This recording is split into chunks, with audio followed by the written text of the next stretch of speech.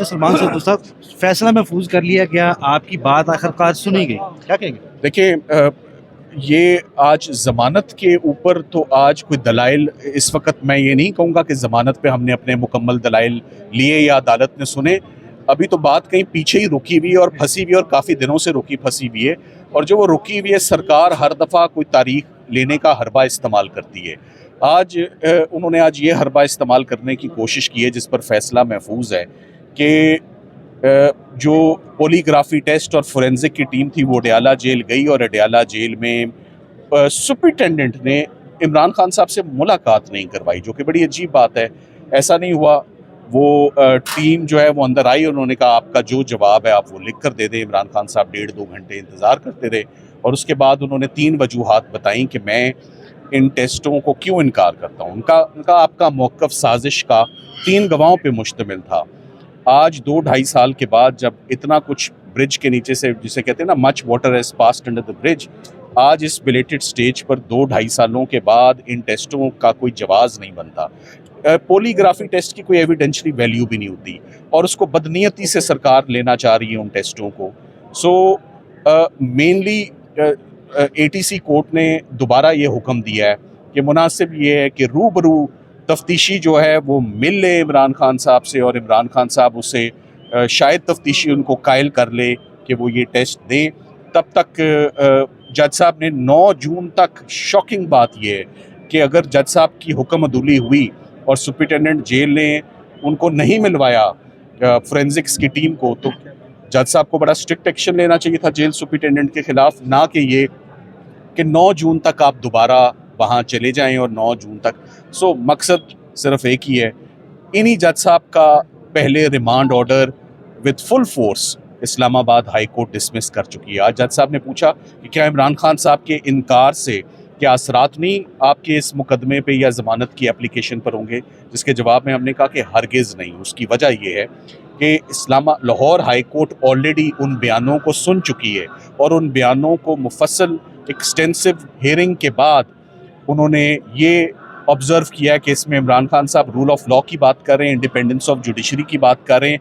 किसी को उन्होंने उकसाया नहीं, किसी को उन्होंने इंसाइट नहीं किया। 109 के जुर्म का दूर दूर तक उसमें कोई जो एलिमेंट वो नहीं पाया जाता था। तो वो तमाम स्टेटमेंट्स लाहौर हाई कोर्ट का डिविजनल बेंच ऑलरेडी रिजेक्ट कर चुका है और रिमांड इमरान खान साहब का देने से इनकार कर चुका है। सो अगर इमरान खान साहब ने इनकार कर दिया इन टेस्टों से स्टेज पर, तो हम उसके बगैर ही हम रेडी हैं प्रोसीड करने के लिए। और एविडेंस इतना मौजूद है जिसके ऊपर उनकी 21 ज़मानतें इमरान खान साहब की हो चुकी हैं और वो 21 ज़मानतें सुप्रीम कोर्ट में चैलेंज की गई और वो 21 ज़मानतें में सरकार की कोई एक भी दरख्वास्त एक्सेप्ट नहीं हुई, बेल उनकी रिकॉल नहीं हुई, बेल उनकी रिजेक्ट नहीं हुई।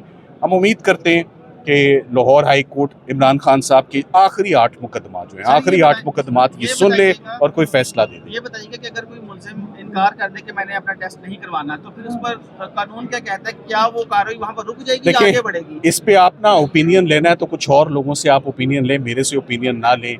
ये जो टेस्ट होते हैं ना, पॉलीग्राफी टेस्ट, कि मशीन बताए सच झूठ का, इसकी कोई एविडेंशरी वैल्यू, इसकी कोई वक़्त ही नहीं है। ना पाकिस्तान में ये इमर्ज हुआ है, ना इसका जिक्र CRPC में, ना इसका जिक्र कानून शहादत में। ये एक नए टेस्ट हैं। इसके ऊपर अभी लाहौर हाई कोर्ट के फाजिल जज साहब अली ज़िया बाजवा साहब एक बेंच प्रिजाइड कर रहे हैं कि इसकी वैल्यू और वक़्त क्या है इस टेस्ट की, और इसके कुछ लवाजमात होते हैं। वो लवाजमात जब तक पूरे ना हो ये टेस्ट नहीं हो सकते। सो ये ऐसे बता दें, इससे पहले भी किसी सियासतदान देख रहे हैं आज के, देखें जो जिस तरह सरकार की दरखास्तें एक्सेप्ट होती जा रही हैं और सरकार को मौके पे मौका मिलता जा रहा है। हमारे पास एक ये हफ्ता आखिरी रह गया, ये सारे का सारा दारोमदार डिविजनल बेंच के अभी के ऑर्डर पे है कि वो अपने ऑर्डर में क्या करते हैं। जो ज़मानतें नवंबर 2024 से डिसमिस हुई हैं, जनवरी से फाइल्ड हैं, और हर दफ़ा आपको नज़र आता है कि उनकी कानूनी टीम आई हुई आर्ग्यू करने के लिए, असिस्ट करने के लिए। सरकार मैदान से हमेशा भागती है, आज भी भागने को तैयार है, खड़े नहीं होना चाहते। तो क्यों नहीं खड़ा होना चाह रहे? क्योंकि जो उनका एविडेंस है वो तमाम एविडेंस कलैप्स हो चुका है, वो इस काबिल ही नहीं है कि अदालतों के आगे रखा जाए। सो बिला वजह का एक मुकदमा है जो रखा हुआ है। मेरा ख्याल है ये बात मैं तो हमेशा से कहता हूँ कि कानूनी टीम ने लीगल जितने मुकदमे थे वो अब खत्म कर दिए हुए हैं। अब कोई पॉलिटिकल टीम कोई देखे कि इसमें क्या हो सकता है, इस मौसम में आखिर इमरान में खान साहब के लिए एक- बेहतरी कैसे आ एक सकती सवाल है। का जवाब दीजिएगा। जब जैसा कि आपने कहा कि पॉलीग्राफ टेस्ट की कोई हैसियत नहीं है, तो फिर ऐसे एप्लीकेशंस फाइल करने का मकसद क्या होता है? इसका मकसद सिर्फ डिले और इस स्टेज पर कोई झूठा एविडेंस क्रिएट करना ताकि इमरान खान साहब की ज़मानत को मज़ीद उल्तवा का शिकार हो।